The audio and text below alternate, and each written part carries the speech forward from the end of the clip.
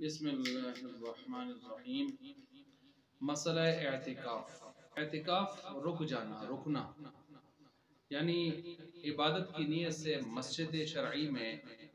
ٹھہرنا، مرد کا یا عورت کا ٹھہرنا۔ اب یہ ٹھہرنا اعتکاف، اس کی شرطیں ہیں، چند شرطیں ہیں، 6 شرطیں ہیں اس کی۔ پہلی شرط اس کی یہ ہے کہ معتکف مسلمان ہو۔ دوسری شرط یہ ہے کہ وہ عاقل ہو، بلوغت شرط نہیں ہے اس کے لیے، عقل مند ہونا، عاقل ہونا شرط ہے کہ وہ اعتکاف کو اور مسجد کے تقدس کو سمجھتا ہو۔ نمبر 3، غیر جنبی ہو، وہ حالت جنابت سے ناپاکی کی حالت میں نہ ہو کہ جب اعتکاف شروع کر رہا ہے۔ اسی طرح جو ہے نیت اعتکاف کی، اس کی نیت اعتکاف کی نیت۔ نمبر 4۔ نمبر 5، جس مسجد میں اعتکاف کر رہے تو شرعی مسجد، کوئی مصلی جائے نماز وغیرہ نہ ہو، جیسے کہ سی این جیز اور پیٹرول پمپوں پر جو مسجدیں عام طور پر بنائی جاتی ہیں۔ نمبر 6، یہ اعتکاف اس کا سنت موقدہ علی الکفایہ ہے، اور اس میں 7 روزہ بھی لازم ہے، کیونکہ اعتکاف کی 3 قسمیں ہوتی ہیں۔ ایک نفل اعتکاف ہوتا ہے، جب آدمی مسجد میں داخل ہوتا ہے، چاہے 1-2 منٹ کے لیے بھی آیا ہے یا 2 دن کے لیے آیا ہے، تو نویت الاعتکاف ما دمت فی ھذا المسجد، یہ کہہ دیتا ہے مطلب میں جب تک مسجد میں رہوں گا معتکف ہوں، تو اس وقت اس کو مسجد میں رہنے کا پورا ثواب ملتا ہے۔ اور اس میں اگر کوئی تھوڑی بہت اونچ نیچ بھی ہو جائے تو اللہ کا مہمان خاص ہوتا ہے، کیونکہ معتکف وہ اللہ تعالیٰ کا مہمان ہے، اور چھوٹی موٹی ایسی چیزیں اس سے درگزر اللہ تعالیٰ فرماتے ہیں۔ اگر نہ مسجد میں بیٹھ کے کھانا پینا سونا لیٹنا، یہ تو عام طور پر ٹھیک نہیں ہے، لیکن معتکف کے لیے سارے امور، اس طرح کے امور جائز ہوتے ہیں، تو اس لیے اعتکاف کی نیت انسان کو نفلی کر لینی چاہیے۔ باقی جو ہے واجب اعتکاف، دوسری قسم ہے واجب اعتکاف، کہ جب آدمی نظر مان لیتا ہے کہ میرا فلاں کام ہوا تو میں روزہ رکھوں گا، میں اعتکاف پر بیٹھوں گا، تو اب اس نے روزے کا نام نہیں بھی لیا، تو ایسی صورت میں اس پر روزہ پھر بھی لازم ہو جاتا ہے، کیونکہ واجب اعتکاف بغیر روزے کے نہیں ہوتا۔ ایسا ہی تیسرا اعتکاف، یہ جو رمضان کے آخری عشر ہوتا ہے، یہ سنت موقدہ علی الکفایہ ہے، یہ بھی بغیر روزے کے نہیں ہوتا، روزہ ساتھ ہوگا۔ تو اب جو ہے اس کو حدود، جن جگہوں پر جو ہے مسجد شرعی میں وہ بیٹھتا ہے، تو اس حوالے سے فضائل کیا ہیں اس کے اعتکاف کے؟ تو اعتکاف کے فضائل میں سے مثلا آپ علیہ السلام جو ہے مدینہ کی زندگی جو 10 سال ہیں اس میں ہمیشہ اعتکاف فرماتے رہے، اور ایک مرتبہ جو ہے وہ آخری جو رمضان تھا اس میں آپ نے 20 دنوں کا اعتکاف فرمایا، اور جو ہے اسی طرح آپ سفر پر تھے ایک مرتبہ، تو سفر میں اعتکاف نہ کر سکنے کی وجہ سے آپ نے پھر اگلے سال جو ہے وہ 20 دنوں کا اعتکاف فرمایا، اور ایک مرتبہ لیلۃ القدر کی تلاش میں آپ نے پورا مہینہ بھی جو ہے اعتکاف فرمایا تھا۔ پھر آپ علیہ السلام کی وفات کے بعد ازواج مطہرات آپ علیہ السلام کی امہات المومنین، انہوں نے اس ترتیب کو جاری رکھا، اور صحابہ کرام تابعین تبع تابعین اعتکاف فرماتے رہے۔ عبداللہ بن عباس رضی اللہ عنہ فرماتے ہیں کہ معتکف آدمی گناہوں سے بچا رہتا ہے، اندر ایک پاک ماحول میں ہونے کی وجہ سے غلط سننا، غلط بولنا وغیرہ اس قسم کے جتنے گناہ ہیں ان سے بچا رہتا ہے، اور بغیر کیے بہت ساری نیکیاں اس کے کھاتے میں آتی ہیں اس کی نیت کی وجہ سے۔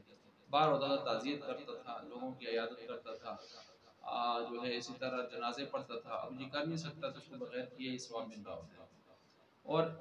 اسی طرح ایک روایت میں ہے کہ ایک دن کا اعتکاف انسان کو 3 خندق جہنم سے دور کر دیتا ہے، اور ایک خندق کا فاصلہ ہوتا ہے جو ہے وہ ایک خندق کا فاصلہ زمین اور آسمان کے مسافت کے برابر ہے۔ اب اسی طرح ایک آدمی اگر کسی سخت دل والے آدمی کی در پر ہی جا کر بیٹھ جائے اور یہ کہے کہ میرا یہ کام فلاں کرو گے تو تب جاؤں گا، تو ایک نہ ایک دن وہ بھی مجبور ہو جاتا ہے، اور ایک آدمی ارحم الراحمین خالق ارض و سما غفار و غفور اس کے در پر، اس کریم رب کے در پر آتا ہے، تو اس کو کیسے نہیں نوازا جائے گا۔ بہرحال یہ چند فضائل تھے جس حوالے سے، بہت سارے فضائل ان میں سے میں نے اپنے سامنے رکھے ہیں۔ اب انہی میں سے مثلا یہ یاد رکھیں کہ آپ علیہ السلام نے، یہ بھی روایت ہے، احب البلاد عند اللہ المساجد، کہ زمین کے اوپر جتنی بھی اللہ کے ہاں جگہ ہیں ان میں سب سے محبوب جگہ وہ مسجدیں ہیں. تو اب یہ مسجد کے اندر بیٹھتا ہے تو مسجد جب سب سے محبوب جگہ ہے تو وہ مکان ہے اور اس میں بیٹھنے والا مکین ہے، تو مکان کا شرف مکین بھی حاصل کرتا ہے، معتکف حاصل کرے گا. اسی طرح علیکم بالمساجد یا بالمسجد کی والی جو روایتیں ہیں کہ تم ہو سکے تو اللہ کے گھر کو لازم پکڑو، مسجد میں بیٹھو، نہیں بیٹھ سکتے تو پھر اپنے گھر میں بیٹھو، اور بازار اور راستوں سے بچو. اس طرح کی جو روایات ہیں بہت ساری، ان روایات پر بھی عمل ہو جائے گا کہ انسان اللہ کے گھر میں بیٹھے. پھر یہ بھی کہ حدیث میں آتا ہے ان المسجد بیت کل تقی وقد ضمن اللہ، کہ مسجد جو ہے ہر متقی کا گویا گھر ہے، اور اللہ نے ضمانت لے لی ہے اس کی، یعنی جنت کی ضمانت لے لی ہے کہ جو اس کے گھر میں بیٹھے گا اور اس کے گھر کو آباد کرے گا تو اس کی گویا اللہ کی ضمانت میں آگے ہے. اور اسی طرح جو ہے خاص مستحق رحمت ہوگا، اور جنت اور پل صراط جو ہے قیامت والے دن اس سے اللہ تعالیٰ اس کو آسانی کے ساتھ گزاریں گے. اب اسی طرح آپ علیہ السلام نے فرمایا کچھ لوگ مسجد کے کھونٹے، کیلیں اور میخیں ہوتی ہیں، جیسے اس کے ساتھ میخ چمٹی ہوتی ہے اس کو ہتھوڑی کے بغیر نہیں نکالا جا سکتا، ایسے ہی کچھ لوگ ایسے ہوتے ہیں جو مسجد کے کھونٹے ہوتے ہیں اور وہ باہر بھی جاتے ہیں تو پھر بھی ان کا ذہن مسجد کی طرف ہوتا ہے. تو اگر معتکف بیٹھے ہیں تو ظاہر بات ہے وہ بھی کھونٹے، اصل کھونٹے اور کیلے تو معتکف ہیں جو مسجد میں اس طرح گویا پیوست ہو گئے ہیں کہ وہ کچھ بھی ہو جائے وہ باہر نکلنے کو تیار نہیں ہے کہ ان کا اعتکاف ٹوٹے. تو یہ جو مسجد کے کھونٹے ہوتے ہیں تو آپ علیہ السلام نے فرمایا پھر فرشتے ان سے ان کو تلاش کرتے ہیں اور بیمار ہو جائیں تو عیادت کرتے ہیں، اور مدد کی ضرورت ہو تو وہ مدد کرتے ہیں. اسی طرح ایک روایت میں ہے کوئی بھی شخص جو مسجد کو اپنا وطن بنا لیتا ہے نماز اور ذکر کے اعتبار سے تو اللہ تعالیٰ سے بہت خوش ہوتے ہیں، جس طرح کہ تم اپنے کسی گمشدہ چیز کی واپسی پر خوش ہوتے ہو اس طرح اللہ تعالیٰ اس پر خوش ہوتے ہیں. قیامت والے دن اللہ تعالیٰ فرمائیں گے این جیرانی، میرے پڑوسی کہاں ہیں؟ تو پوچھا جائے گا کہ پڑوسی کون ہے آپ کے؟ تو جواب آئے گا عمار المسجد، مسجدوں کو آباد کرنے والے، وعمار المسجد مساجدی ہم اہل اللہ، مسجدوں کو آباد کرنے والے وہ اللہ والے ہیں اصل میں. تو یہ مسجدوں کو آباد کرنے والے ظاہر بات ہے معتکفین جو رات دن وہاں بیٹھتے ہیں اور صبح شام اللہ کے نام کی ہوتی ہے، تو پھر وہ سب سے زیادہ جو ہیں اللہ کے پڑوسی کہلانے کے اور مسجد کو آباد کرنے والے عمار کہلانے کے لائق رہے. تو اسی طرح جو ہے 7 اشخاص قیامت والے دن اللہ کے خاص سائے میں ہوں گے. ان میں ایک وہ شخص بھی ہے کہ جس کے بارے میں آپ علیہ السلام نے فرمایا کہ رجل قلبہ معلق فی المساجد، جس کا دل مساجد سے اٹکا ہوتا ہے وہ بھی اس میں ہوگا. تو اب ظاہر بات ہے جو مسجد سے باہر بھی جائے اور اس کا دل مسجد کی طرف، اذان کی طرف اور دوبارہ مسجد کی طرف آنے کا خواہاں ہو، مشتاق ہو، اس کے بارے میں جب یہ فضیلت ہے تو جو رات دن وہاں پر رہتا ہے 10 دنوں تک اس کے لیے فضیلت کیوں نہیں ہوگی. اسی طرح معتکف فرمایا کہ معتکف زائر ملاقاتی ہے، معتکف گویا زائر ملاقاتی ہے، زیارت کرنے والا ملاقاتی ہے. اور روایت میں حق علی المزور ان یکرم الزائر، کہ جس کی زیارت کی جاتی ہے اس پر حق ہے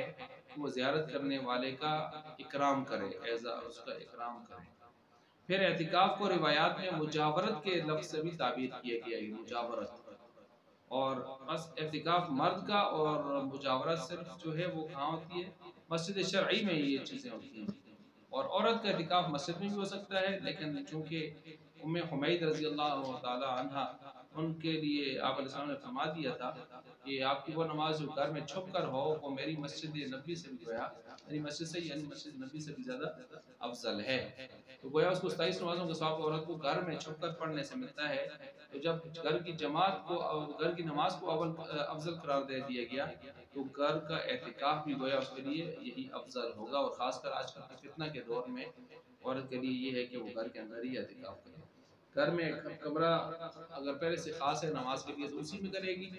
اور اگر اس طرح خاص نہیں ہے تو کوئی سا مناسب سا کمرہ کہ جو اس کے لیے ہو پسند کرے اس کے اندر وہ اپنا پردہ لگا لے، اندر اس میں بیٹھ جائے، اور وہ کمرہ جتنا بھی ہوگا وہ کمرہ اس کا اس ترتیب سے اس کا اعتکاف کی جگہ ہوگی،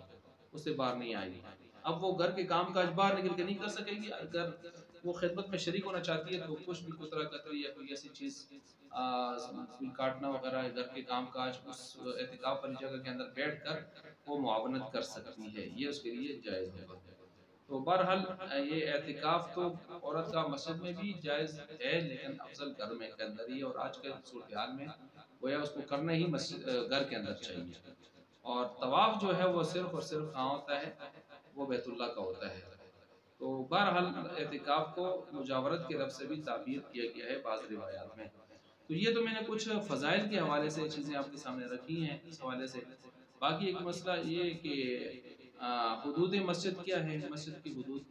تو اس میں تفصیل یہ ہے کہ مسجد کے اندر کا حال اور مسجد کا برآمدہ اور وہ سین جو جس میں نمازیں پڑھتے ہیں اور اس میں چپل وغیرہ کے سلسلے نہیں ہوتے، وہ سارے مسجد میں شمار ہو جاتی ہیں۔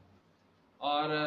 مسجد کے اوپر کا سارا حصہ جتنی منزلیں ہوں وہ ساری مسجد میں شمار ہوتی ہیں، لیکن اوپر جانے کے لیے سیڑھی اندر سے ہونی چاہیے۔ اگر سیڑھی کا کچھ حصہ باہر سے ہے تو باہر کے حصے سے پر قدم نہیں رکھے گا، جو مسجد کے اندر کا حصہ ہے اس پر سے ہو کر وہ اوپر جا سکتا ہے۔ اور باقی نیچے جو ہے، نیچے کا حصہ اس میں یہ ہے کہ اگر پہلے سے نقشے میں وہ مسجد کی مصالح کے اعتبار سے رکھا گیا ہے، مثلا گودام ہے نیچے یا کوئی دکانیں پلازے ہیں، اس طرح کی چیزیں ہیں، اگرچہ وہ مسجد کی ذاتی پراپرٹی ہے تو پھر بھی اس اعتبار سے بھی اس میں نہیں جا سکتا۔ ہاں جو مسجد کے نیچے وہ جگہ جو مسجد کے ساتھ نماز کے لیے استعمال ہوتی ہے اور مسجد کے داخلی حصے کا وہ جو ہے حصہ ہے، تو ایسی صورت میں اس میں جا سکتا ہے۔ یہ ہے مسجد کے حدود کے اعتبار سے بات۔ افضل اعتکاف مساجد میں جو ہے کون سی مسجد میں؟ مسجد حرام بیت اللہ میں، ظاہر بات ہے وہاں ہر نیکی 1 لاکھ کے برابر ہوتی ہے۔ پھر مسجد نبی میں ہے اور بیت المقدس میں ہے، پھر اس کے بعد مسجد اقصی، اور اس کے بعد پھر کوئی سے بڑی مسجد ہو اس میں اعتکاف، جامع مسجد پھر اس میں اعتکاف، محلہ کی مسجد اس میں اعتکاف، اس ترتیب سے یہ بات آ رہی ہے۔ یہ شروع ہوتا ہے غروب آفتاب سے، یعنی 21 کو غروب آفتاب سے شروع ہوتا ہے۔ غروب آفتاب سے پہلے مسجد میں داخل ہونا ہوتا ہے 10-15 منٹ، اگر نہ غروب آفتاب کے بعد داخل ہوا تو اس کا سنت اعتکاف نہیں ہوتی۔ اور پھر جا کے یہ رمضان جب ختم ہوتا ہے، عید کا چاند نظر آتا ہے تو اس وقت جا کے یہ اعتکاف مکمل ہوتا ہے، اور معتکفین کے لیے اٹھنا جانا جائز ہوتا ہے۔ البتہ بہتر یہ ہوتا ہے کہ وہ عید کی رات بھی بڑی فضیلت والی ہوتی ہے، اس کو بھی مسجد میں گزار کے صبح عید پڑھ کے جائیں، یہ افضل طریقہ ہوتا ہے، لیکن یہ جانا بہرحال جائز ہوتا ہے۔ اسی طرح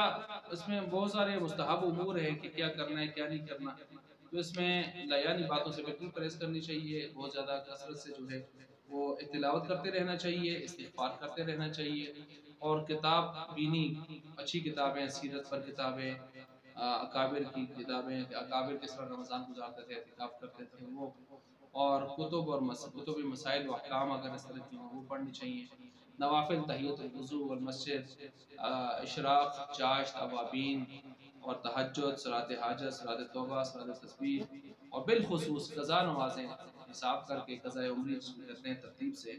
جو اصل طریقہ ہے جو میں نے دوسرے کلپوں میں بیان کیا ہے، اس ترتیب سے ان کو بھی ادا کرتے رہنا چاہیے۔ اذکار مسنونہ، کلمہ طیبہ، رمضان کے حوالے سے جو حدیث میں آتا ہے اس کی کثرت، درود شریف کی کثرت، استغفار کی کثرت، تو اس قسم کی جو چیزیں ہیں، اور جنت جو ہے مانگنا اور جہنم سے پناہ مانگنا، اس حوالے سے ان دعاؤں کی کثرت، اور پھر جو تاک عشرہ ہے اس میں خاص طور پر اہتمام کرنا، تاک راتوں میں خاص طور پر جو ہے آخری عشرہ میں تاک راتوں میں، تو ان میں اللہم انک عفو تحب العفو فاعف عنی، اس طرح کی دعاؤں کا اہتمام کرنا، اور تمام امت کو دعاؤں میں یاد رکھنا، اور یہ جو ہے اس ترتیب سے یہ بھی یاد رکھیں، یہ معمولات انسان کے ہونے چاہیے، اور صرف یہ نہیں کہ سونا ہے، کھانا ہے وغیرہ وقت گزارنا، ایسا نہیں ہے۔ اور خاص کر رات کے ایام میں قیام اللیل، یعنی انسان کو امکان جتنے بھی عبادات، جس قسم کی عبادات وہ کر سکتا ہے، وہ ساری قیام اللیل کے اندر آئیں گی۔ اعتکاف کا ثبوت قرآن کریم سے بھی ہے، احادیث سے بھی ہے، اجماع سے بھی ہے۔ قرآن کریم میں اللہ تعالیٰ نے فرمایا وَعَاهِدْنَا إِلَىٰ إِبْرَاهِيمَ وَإِسْمَاعِيلَ أَن طَهِّرَ بَيْتِيَ لِلطَّائِفِينَ وَالْعَاكِفِينَ، کہ دو پیغمبروں کو، ابراہیم علیہ السلام، اسماعیل علیہ السلام کو خطاب کر کے کہا جا رہا ہے کہ آپ پاک صاف رکھیے میرے گھر کو، طواف کرنے والوں کے لیے اور اعتکاف کرنے والوں کے لیے۔ ادھر سے دیکھیں وَلَا تُبَاشِرُوهُنَّ وَأَنْتُمْ عَاكِفُونَ فِي الْمَسَاجِدِ، تم مباشرت مت کرو، مت کرنا جبکہ تم اس حالت میں کہ جو تم اعتکاف کر رہے ہو مسجد کے اندر۔ تو یہ بھی اعتکاف کا ذکر ہے۔ پھر مشرکین کے اوپر جو ہے بت پرستوں کے اوپر رد بھی کی گئی ہے، تو وہاں پر بھی وہ چونکہ اعتکاف مجاورت کر رہے ہوتے ہیں بتوں کی، تو ان پر رد بھی کیا گیا ہے۔ وہاں ما هذه التماثيل التي انتم لها عاکفون، ابراہیم علیہ السلام نے اپنے دور کے مشرکوں سے کہا کہ تم کیا ان کے اوپر بتوں کے اوپر معتکف بن کے بیٹھے رہتے ہو؟ تو وہ مشرک گویا اعتکاف اس کا بت کے لیے اور شرک کے راستے میں ہوتا ہے، بت پرستی کے راستے میں، اور موحد کا مسجد میں اور عورت کا گھر میں بھی اللہ کے نام اس ترتیب سے اعتکاف ہو رہا ہوتا ہے۔ تو یہ تو ہوا اس حوالے سے کہ اس کا ثبوت بھی ہے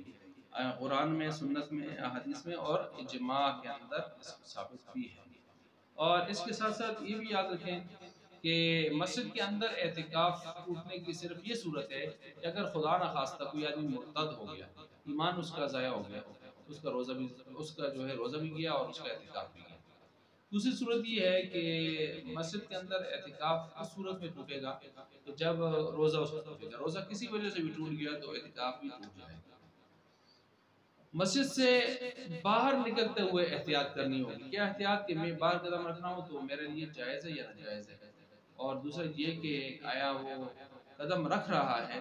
تو پھر ایسی صورت میں جب جائز کام کے لیے بھی جا رہا ہے تو وہ جائز کام میں جتنا ٹائم لگتا ہے ضروری اتنا ہی لگائے، اس سے زیادہ کھڑے ہو کے گپیں لگانا، زیادہ فضول وقت ضائع کرنا، اس سے بھی اعتکاف اس کا خراب ہو سکتا ہے۔ اب مسجد سے باہر کتنی ضرورتوں کے تحت نکل سکتا ہے، تو یاد رکھیں یہ دو قسم کی ضرورتیں ہوتی ہیں، بشری اور شرعی۔ شرعی کوئی مسئلہ ہے یا کوئی بشری، زیادہ تر بشری ہوتے ہیں۔ اب مثلا ایک آدمی قضاء حاجت کے لیے وہ جا رہا ہے، پیشاب پخانہ کے لیے تو جا سکتا ہے، اور دوسرا یہ کہ وہ وضو کے لیے جانا چاہتا ہے تو کر سکتا ہے۔ وضو یعنی نئے سر سے، یہ نہیں کہ ٹھنڈک حاصل کرنے کا وضو، بلکہ ضرورت کا وضو، اور اس کے ساتھ ساتھ جو ہے غسل واجب اس کے لیے جا سکتا ہے۔ اور میں نے کہا ضروری وقت جو ہوگا اتنا ہی لگائے گا، زیادہ ایکسٹرا وقت نہیں لگائے گا۔ غسل میں تو تولیہ اور صابن وغیرہ یہ بھی استعمال کر کے آدمی جو اس پر ٹائم لگائے ٹھیک نہیں ہے، غلط ہے۔ تو بس اتنا ٹائم جس میں وہ وضو یا عام طور پر جو ہے وضو کرتا ہے اس ترتیب سے۔ اسی طرح کھانا لانے والا اگر کوئی نہیں ہے، مجبوری ہے تو کھانا لانے ایسے وقت میں جا سکتا ہے کہ جب کھانا تیار ہو اور لے کر آئے، وہاں بیٹھ کے گپیں لگانا یہ چیز ٹھیک نہیں ہوگی۔ اسی طرح جس مسجد میں بیٹھے ہیں، اگر وہ شہر والی مسجد ہے، وہاں جمعہ دائیں بائیں ہو رہے ہیں تو وہ جمعہ پڑھنے دوسری مسجد میں جا رہا ہے اور اس مسجد میں جمعہ نہیں ہے تو یہ بھی جائز ہے۔ دوسری جگہ چلا گیا تو وہاں اس کو مسجد پسند آ گئی، وہاں بھی اگر کوئی اعتکاف پر وہی بیٹھنا چاہتا ہے یہ شخص تو یہ بھی جائز ہوگا، لیکن یہ بہتر نہیں ہوگا۔ تو یہ چند صورتیں، تقریباً 5 صورتیں جو آدمی مسجد سے باہر قدم رکھ سکتا ہے، لیکن اتنا وقت لگائے گا جتنا کہ اس کے لیے ضروری ہوگا، اس سے زیادہ نہیں لگا سکتا۔ بعض نے کہا اگر کوئی آدمی اذان کا وقت جا رہا ہے اور کوئی اذان دینے والا نہیں ہے، اور ایسی صورت میں تو یہ بھی ٹھیک نہیں ہے، اس وجہ سے کہ جب راستہ اندر سے نہیں ہے تو اذان دینے بھی نہیں جا سکتا۔ اور باقی جو ہے اگر کوئی اس کے علاوہ، ان عذروں کے علاوہ اگر مسجد سے باہر ان ضرورتوں کے علاوہ قدم رکھتا ہے تو اس کا اعتکاف ٹوٹ جائے گا۔ اب وہ کیسے ہو سکتے ہیں؟ مثلا کوئی دھکا دے کے باہر نکال دے، یا زلزلہ خدا نہ خواستہ ہوا اور یہ ڈر کے مارے باہر بھاگا، یہ جبرن جو ہے وہ باہر کسی نے اٹھا کے اس کو باہر لے گیا، یا غلطی سے یا بھول سے آدمی باہر چلا گیا اور ایک وقت اس نے تھوڑا سا باہر گزار لیا،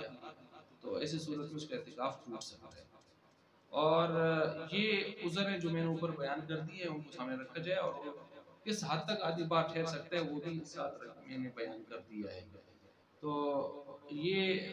باقی عورت کا اعتکاف اس حوالے سے میں نے بیان کر دی ہے، اس کی کچھ باتیں امام صاحب کے نزدیک جو ہے گھر میں اس کا اعتکاف افضل ہے، جیسا کہ ام حمید رضی اللہ تعالیٰ عنہ کی روایت موجود ہے کہ ان کی نماز کے بارے میں یہ کہا گیا تھا۔ تو بہرحال آپ علیہ السلام نے بھی بعض ازواج مطہرات کی مسجد میں اعتکاف پر ناگواری بھی فرمائی تھی، اس سے بھی یہ بات سمجھ آ رہی ہے۔ یہاں یہ بھی یاد رکھیں کہ ایک مسئلہ پوچھا جاتا ہے کہ محراب کے اندر آدمی دیا تو اس کا اعتکاف ٹوٹے گا کہ نہیں ٹوٹے گا؟ تو یاد رکھیں وہ جو پہلے محراب کی صورتیں ہوتی تھی، محراب چونکہ بعد میں یہ سلسلہ شروع ہوا ہے، محراب جنگی ساز و سامان اس میں رکھا جاتا تھا محراب، تو اس وجہ سے حرب کی جگہ، یعنی حرب جو ہے جنگ کو کہتے ہیں، تو جنگ کا ساز و سامان اس میں رکھا جاتا ہے محراب۔ بعض کہتے ہیں امام امامت کرواتے ہوئے اپنی طرف سے مقتدین کی طرف سے شیطان سے لڑ رہا ہوتا ہے تو اس کو محراب کہتے ہیں۔ اس میں آلہ ہے اور ظرف کا معنی دے رہا ہے، لڑائی کی جگہ۔ اب اس محراب کے اندر کوئی آدمی اگر چلا جائے تو کیا یہ محراب مسجد سے خارج ہے؟ تو یاد رکھیں جو بڑے محراب بنائے جاتے تھے اور جن میں اندر امام کا کمرہ بھی ہوتا تھا، اور وہ محراب مراد ہے، اس میں اگر کوئی جائے گا تو اس کا اعتکاف ٹوٹ جائے گا۔ لیکن ہماری مسجدوں کے جو چھوٹے چھوٹے 4 فٹ کے 5 فٹ کے 6 فٹ کے جو محراب ہوتے ہیں، تو یہ محراب مسجد سے خارج نہیں ہوتے بلکہ مسجد کا حصہ ہی ہوتے ہیں، لہٰذا ان میں جانے سے تو اعتکاف نہیں ٹوٹا، وگرنہ رش زیادہ ہوتی ہے تو پھر عام طور پر لوگ مسجدوں میں امام جو ہے اعتکاف پر اگر ہوں تو وہ تو اسی میں کھڑے ہوتے ہیں محراب میں، تو کیا ان کا اعتکاف چاہے گا مسجد میں نماز پڑھتے ہوئے؟ یہ بھی پھر عجیب سی بات ہے کہ وہ محراب میں کھڑے ہیں اور امام مسجد سے باہر ہے اور مقتدی مسجد کے اندر ہے، تو یہ بھی ایک عجیب سا مسئلہ ہے، تو اس لیے ہمارے محراب مسجد سے باہر نہیں ہیں۔ اچھا، پھر اسی طرح میں نے کہا تھا کہ اگر جمعہ وہاں نہیں ہوتا تو جمعہ پڑھنے دوسری جگہ آ سکتا ہے، یہ اس کا مسئلہ ہے جس پر جو شہر میں ہے، جمعہ شہر میں جمعہ واجب ہوتا ہے، لیکن جو دیہات میں بیٹھا ہے اس پر جمعہ واجب ہی نہیں ہے، تو دیہات والا شہر کی طرف جمعہ پڑھنے آئے تو اس کا اعتکاف ٹوٹ جائے گا۔ اور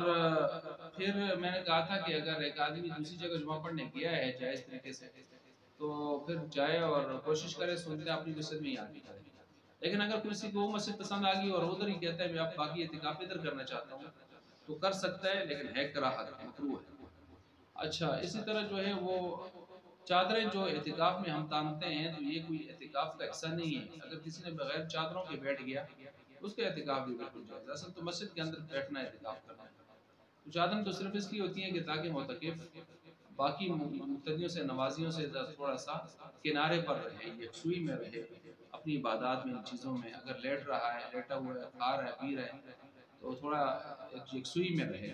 یہ نہیں اگر چادریں نہ ہوں تو پھر وہ کھائے گا پیے گا، لوگ آئیں گے اس کو دیکھیں گے اس کو دیکھیں گے،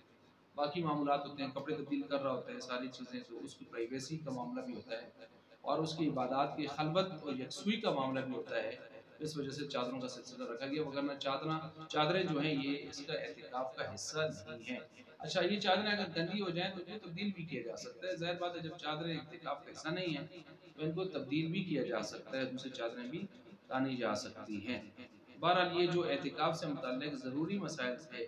اور عام طور پر پیش آنے والے یا اس کے بارے میں مفید معلومات تھیں، وہ میں نے تقریباً ساری کی ساری اس کلپ کے اندر ریکارڈ کروا دی ہیں۔